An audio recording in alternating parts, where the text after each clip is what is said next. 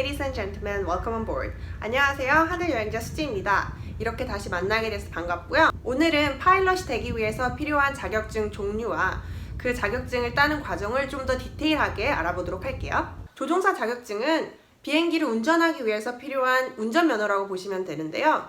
파일럿으로 일을 하기 위해서는 첫 번째 Private Pilot License, 두 번째 Commercial Pilot License가 필요하고요. 그 위에다 덧붙여서 특정한 비행기 종류나 특정 기상 상황에서도 비행을 할 수 있는 레이팅을 따셔야 돼요. 한국말로 라이센스를 자격증이라고 부르고요. 레이팅은 한정이라고 합니다. 그럼 자격증과 한정, 라이센스와 레이팅 헷갈리시죠?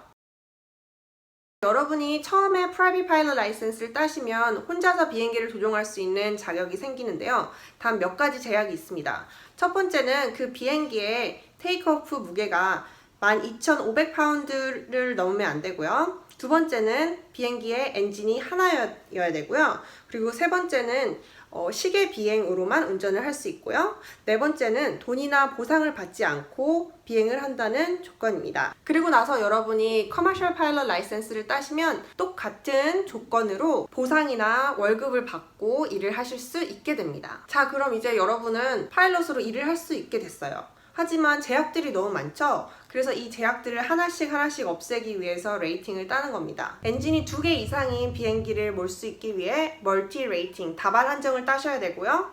밤에도 비행을 할 수 있게 나이트 레이팅을 따셔야 되고요. 근데 이건 캐나다에만 존재합니다. 그리고 난 다음에 시계 비행이 아니라 계기 비행을 할 수 있는 Instrument Flight Rating을 따셔야 됩니다. 이건 한국말로 계기 한정이라고 합니다. 이렇게 Private Pilot License와 Commercial Pilot License, Multi Rating, Instrument Flight Rating을 다 따시고 나면 항공사에 입사할 수 있는 조건을 가지게 되는데요. 그렇다고 모든 게 끝난 건 아니에요.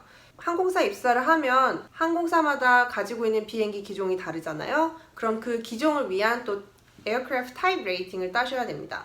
그리고 여러분이 경력을 쌓아가는 과정에서 총 비행시간이 1,500시간이 넘으시면 그때는 이제 에어라인 파일럿 라이센스를 따셔야 되는데요. 이걸 운송용 조종 자격증이라고 하고 영어로는 Airline Transport Pilot License라고 합니다. 자, 그럼 파일럿이 되는 가장 첫 관문이라고 할 수 있는 Private Pilot License를 따는 과정을 자세하게 한번 알아볼까요? 저번 동영상에서 말씀드렸는데 자격증을 따기 위해서는 이론과 실기 두 가지 파트로 나눠져요. 이론은 여러분이 아시는 것처럼 교실에서 수업 듣는 거예요. 그래서 정해진 수업 시간을 다 채우시고 준비를 하신 다음에 시험을 보면 되고요. 그 과목 4가지에는 뭐가 있다? 항공법, 그리고 기상학, 그리고 General Knowledge, 그리고 Navigation 4가지가 있다. 그런데 아무래도 이론보다는 실기 교육이 더 궁금하시겠죠? 여러분이 처음 비행을 한다고 생각하시면 어떤 비행기를 타실 것 같으신가요? 보잉 737, 747 아니면 뭐 에어버스? 정답은 다 땡입니다. 그랬으면 좋겠지만 그러게 너무너무 비싸요. 그래서 우리가 처음 비행을 시작할 때 타는 비행기는 바로 이런 겁니다.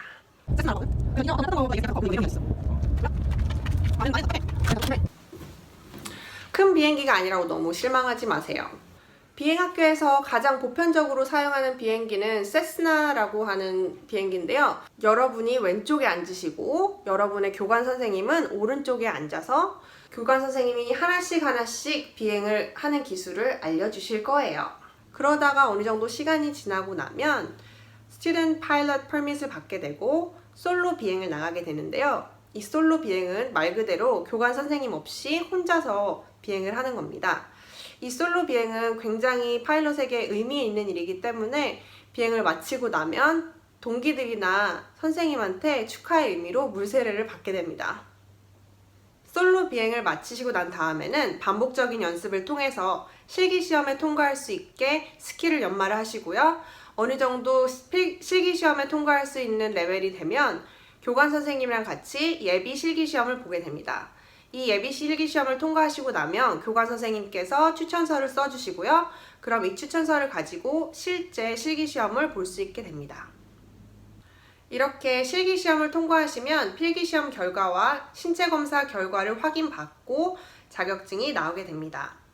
커머셜 파일럿 라이센스와 멀티 레이팅, 인스트루먼트 플라이트 레이팅도 이와 비슷한 과정을 통해서 받게 됩니다. 자, 여러분, 이제 파일럿이 되기 위해 필요한 자격증 종류와 자격증을 따는 과정에 대해서 어느 정도 감이 잡히셨나요? 혹시 제가 놓친 부분이 있거나 틀린 부분이 있으면 코멘트에 달아주시고요. 어디까지나 이건 제가 알고 있는 경험과 지식을 바탕으로 한 거기 때문에 더 자세한 정확한 정보를 위해서는 여러분이 직접 인터넷의 바다에 풍덩 빠지셔야 되고요. 이 동영상이 도움이 됐다면 여러분 주저없이 좋아요랑 구독, 서브스크라이브 꼭 눌러주세요. 다음에 더 좋은 동영상을 통해서 만나도록 하겠습니다. 그럼 have a safe flight. Bye.